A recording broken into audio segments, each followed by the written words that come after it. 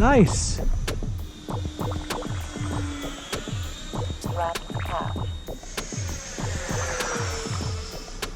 Oh, what a plane. Happy with this one. Really happy, actually. Very stable. 6, 5, 4, 3, 2, 1.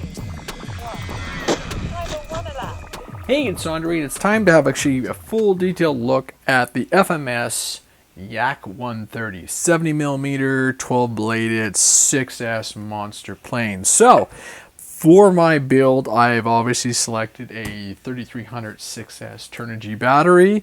I'm going with my standard FR Sky radio. One thing I've saw from a couple of videos online was suggesting a 7 to 8 channel receiver so you could put the nose gear on a slider, which I will be doing. And I am running an FR Sky Mini LiPo sensor, so that will let me know what my voltage is over all the cells. Plus, when I get to my lowest level, it can start screaming at me saying, "Land your jet." So, as I previously mentioned in my update video, the reason the Yak was selected as part of my fleet was for a couple of reasons. One, I do have the 6S 3300 batteries, and number two, even though I had been looking at the FMS Super Viper, the Yak comes with pre-installed servos on the flaps, where the Super Viper does not. So for the same price, you get those 2 extra servos pre-installed and wired versus having to drop the extra money to do that. A couple things I already like about this aircraft. One, it's lighter.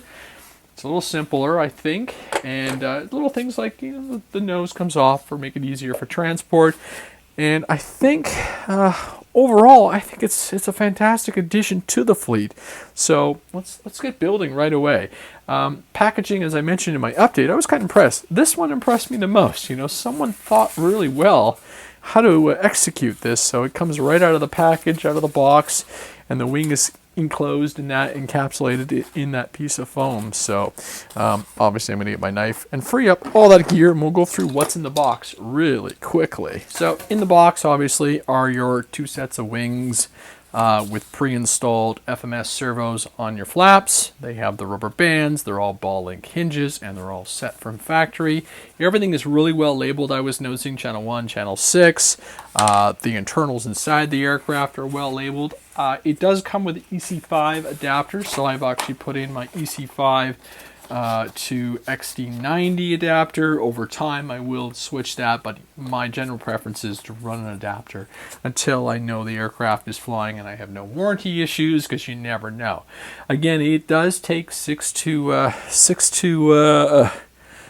7 channels. I really do dig that rear fan setup with the twin in the back. It's kind of neat and kind of cool. And again, 2 channels on your elevator, your rudder's identified, all the 3M Velcro is in place for all the parts, and there is a little screw bag, as I will show as we go through. Remove the wires over top. Those are your connectors, and those are kind of tight, and you will have to extract those to figure out which ones they are. Those are wired and labeled as well, so that's pretty cool. And this is the little bag of screws. Obviously you've got your basically it's your wing screws and your tail, and that's about it. And obviously the manual will tell me what the Velcro is, so not the Velcro, the zip ties are for. It does come with a manual, and it is your 70mm Yak 130 operation manual. So second wing, which is clean as well. Same setup, 2 servos. So we'll put those 2 together. It does have a wing spar. Ooh, and this is the first time I looked at it. The most I've done is pulled the aircraft out of the box. And again, ball link with rubber band, not rubber bands, but fuel stoppers over top. So nothing is going to come out. Nice and clean operation. Paint quality is really nice. Decals are really nice. I did, my nails got into it, and I just took some paint I had from the dollar store, and I was able to touch up a couple little touches with a Christmas red or something like that. It does have some drop tanks, which is pretty cool and clean. All right, there's the wing spar. That's a Nice hollow wing spar. Will do the job. And obviously that goes in. This thing is pretty quick and simple to go through. I will have to take a little bit of time to go through the radio. I've already bound everything up, and I did run up the motor once already. I probably will not run this up in the evening because it is late. And there is the tail section. Nice, nice, nice, nice.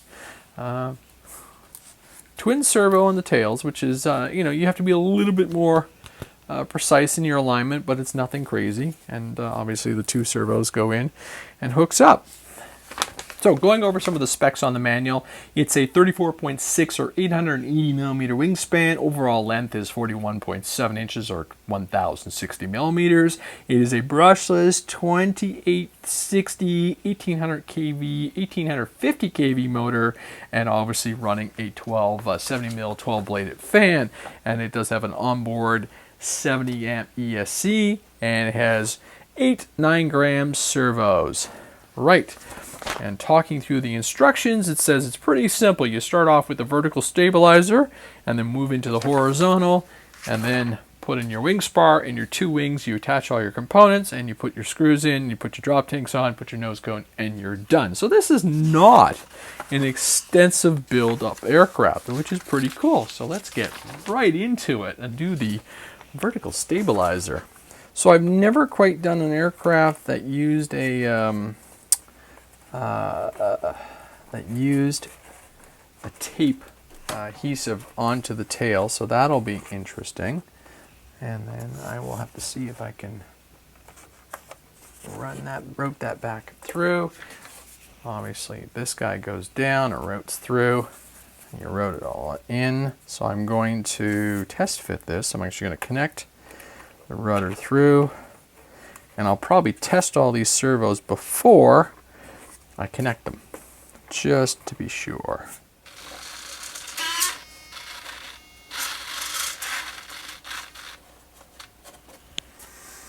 So from factory, the nose gear and the rudder are coupled together, but it's like a Y cable or a splitter. So I will probably go through and change that. And of course, I scotch tape all my connections. But that servo is working. It is straight, and according to the manual, you pull the tape, you stick this guy down. I've never done that before, so that'll be an interesting experience.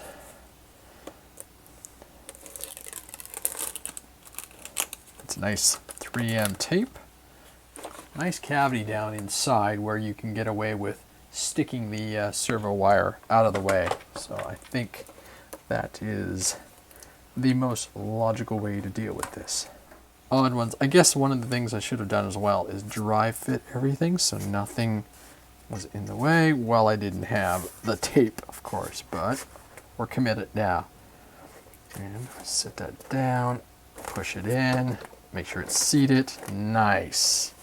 And they say to you, you stick it in, feed the servo through, and it looks like you put the tail on, and then, you put the elevator, and then you back in those 2 long screws, and the whole assembly joins together. That's pretty darn cool, actually. It's clean. It's very clean. So that's down. I'm happy with that fit. Okay. It just takes a little coaching, I'm finding, to get those servo wires in there, and once they're in position, you can just push them in. So right now, I am just looking for a little dowel, and all you want to do is get servo connections far enough in that everything will connect. Now, the interesting part is I'm noticing my wires. The elevator wire is up front. I'm going to get to that in a minute, but all I'm going to try right now is get these guys through. But it's like the whole thing is taped. I suspect there's tape because as I tug on these, other wires are moving. So I'm wondering if that's the problem and the whole thing is bound up together. I may have to go in and open up the belly and see if I can get my hands in there and free that up. So we may have to do that. Right, so I had to revert to the trusty stand upside down with the blanket because we don't want to mess anything up. And what I noticed was if I grabbed the elevator cables very gently, I could pull them forward and get me a little bit extra slack. I think I'm going to put a controller, an extra piece, depends on where I situate the receiver, but I'll probably put a little extra extension on. But now I'm in a position where the cables actually fit into the hole and everything lines up nice and clean. I can get my elevator cables into position, the servo cables, and a little bit more tugging. I can get them in there. I think it's just everything is bound up on top of each other between the ESC, but you can't really get in there. So it's kind of curious how they got the ESC in without everything going through. So I'm basically very slowly working all that in there until I get the cables out of the way and super clean. So the fit is nice and snug, which I think that is pretty well it. I'm just going to keep checking because I want to get those cables in there and help them in. But I think we're good. With every airplane, you just take your time, and eventually it all comes through. So I ran into an error, or an issue, I should say. I was trying to get the servo horns, servo connectors for the elevator in, and when I tugged on that cable, well, they disconnected. So I've removed the rudder control, and now I have full access to my servo lines in there. So I'm going to fix this problem right now because your accessibility is kind of an issue, and they have run into it. They have zip tied into the inside, so you can't really get there. And what I noticed too is I tried to go in underneath the fan. Well, that's sealed. So unless you're doing some massive servicing, you're really limited as far as getting into some of this stuff. There's no way for me to get to the ESC without really doing a lot of disassembling. So that's, okay. That's something I'm going to have to be used to because the ESC is buried in there, and I don't really see how I'm supposed to get into it. So rather than take the aircraft all apart, we're going to do what we can to overcome this problem. So I'm actually going to put the elevator in first and then do the rudder. So the trick I've discovered is, since the Y cable, when you're feeding it through to pull it on one channel at a time, that's why the tape is super critical. And when you're done, this is what it should look like. Well, this is what I'm finding is working. Both of them will come just a little bit forward of the bulkhead, and then you just run the rudder through it, which is what I'm about to do. Get those shoved down, and now the cables are all drawn nice and tight, and this is sitting in a good spot. Give that one more little tug, nice and snug, perfect. My rudder cable I'm going to trace when I'm ready to pull that, and that is this guy. Should be channel 4. The rudder's a bit of because of the way they've run it. I'm going, like I said, I'm going to change that so it runs on its own cable. It's easy enough to find back here. I think. Here we go. This should be rudder. Just want to make sure you're tugging on the right one so that you don't accidentally disconnect your elevator. Yes, this is it. Hold these guys. There you go. Look at that. That's what I want. So I moved that guy down a bit, the rudder control, and now we're actually going to take the rudder. We're going to fish the servo connection through. Lay that guy down. Needle nose. Carefully grab that. Woo. Get it into position.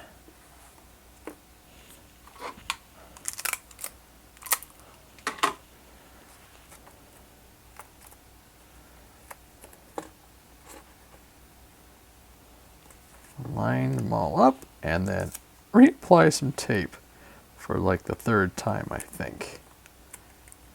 Okay, now this is a lot better. So I'm going to actually test all my control surfaces again to make sure nothing is... Okay, great. So make sure I didn't do any damage to my cables in that whole process, because there was a little bit of tugging and pulling. Great. All right, now we can reseat all this stuff. Again, the biggest thing we have to make sure is that you clear all your wires. So tug the rudder cable along. Again, hold the elevator. There's my rudder being tugged. So that wire is nice and short now. And then we just slide this guy down, anchor him in. Ta-da! Yay! That took a little bit more effort than I thought it would take, but now the payoff is that the back end of it is going in really clean. So we're going to flip this guy over, and then I can get those screws in, and this is a lot cleaner than it was in my previous attempts to line stuff up. My servo wires are as minimal as possible, and those gaps are very clean. So that dropped in.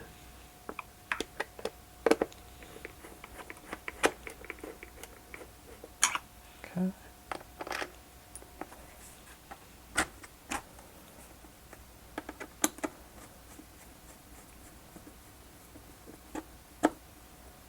Well, that was a little bit more drama than I was expecting, but it went in. Everything will sit nice and flush. Again, snug. Do not over tighten, because then you just end up crushing your foam. And I like to seat things in evenly. Great. Well, a little bit more drama than we probably were expecting, but we're close and it looks good. A little bit of paint chip going on there, but I will come back and touch that up. Yay, we now have a rear section, and obviously what's next? What's left is the wings. I'm actually going to service this upside down because I'm noticing it gives me access through here to all the control surfaces. There was a lot of tape I noticed in a few of them.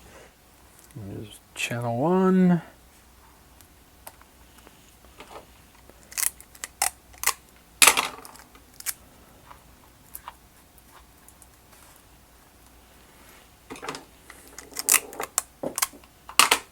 Channel 6.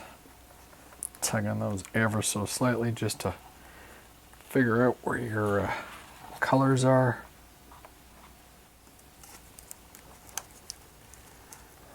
Enough of a cavity to get your wires in, but it's one of those work them in real gentle and try not to crush anything. Nice plastic fittings for the wings, so they sit really clean. Oh, nice. Okay, simple. Really simple. Okay, those screws, I like that. Nice, clean plastic fittings for the hardware.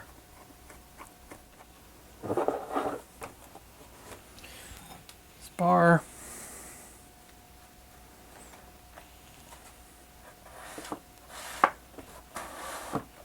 Great.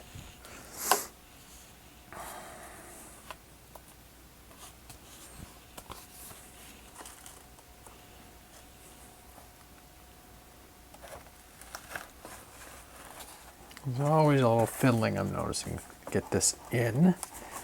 And just take your time. Any of these things, and try not to put too much pressure on everything because you don't want to muck up your nice paint job.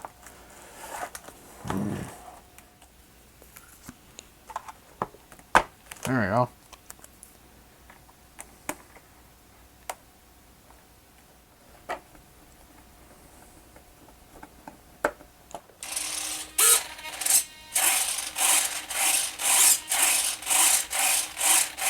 So the only other hiccup I ran into was this little control box. I actually had to pluck it out because the wire for one of the flaps was put in wrong at the factory. So I'll throw some glue in there and stick that back on, and the problem will be over. Obviously it was disabling the flaps, and when you'd hooked in other stuff it was getting all crazy.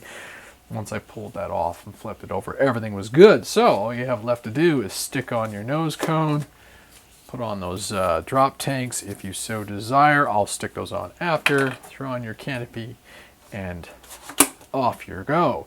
The only other thing I changed was that is the rudder control, so I will go back in there and clean up all the stuff, all the wires. I'm going to run the nose gear with one of my sliders and the rudder on the rudder, obviously, and then I'll just make things real simple and clean. And something I'm going to start doing with a lot of my airplanes that I can, just for the sake of not wearing out that servo when you're flying, and if you're doing any rudder control. So there we go. I'm going to be running my X8R. I have a mini battery lipo monitor, so that's fantastic. And obviously I'll be flying on some 3300s. So again, this is the FMS 70mm Yak 130. Outside of some fiddling around to get the elevator controls and wiring in there, and that little factory hiccup with the flaps, it's a pretty simple build. It's not exactly it's not a super weight aircraft. It's pretty light, so I'm gonna say it's gonna be a nice flying plane, plenty of inflow, and I really like the looks of it. It's you know, it's an attractive looking airplane.